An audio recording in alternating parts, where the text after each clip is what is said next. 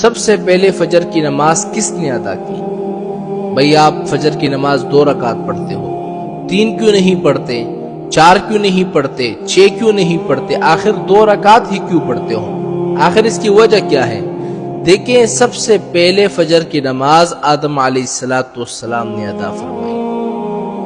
کس طرح ادا فرمائی؟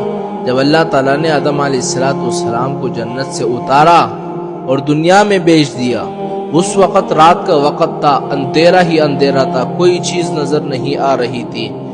ہاتھ کو دیکھو، ہاتھ بھی نظر نہیں آ رہا ہے، ہر طرف اندھیرا ہی اندھیرا ہے۔ حضرت آدم علیہ السلام کو بڑی تشویش اور پریشانی ہونے لگی کہ یہ دنیا اتنی اندھیری ہے، یہاں ہمارا گزارا کیسا ہوگا؟ یہاں تو کوئی چیز نظر نہیں آتی، نہ کوئی جگہ سمجھ میں آتی ہے، ہم کہاں جائیں کہاں نہ جائیں، ہر طرف اندھیرا ہی اندھیرا ہے۔ آدم علیہ السلام کو خوف محسوس ہونے لگا۔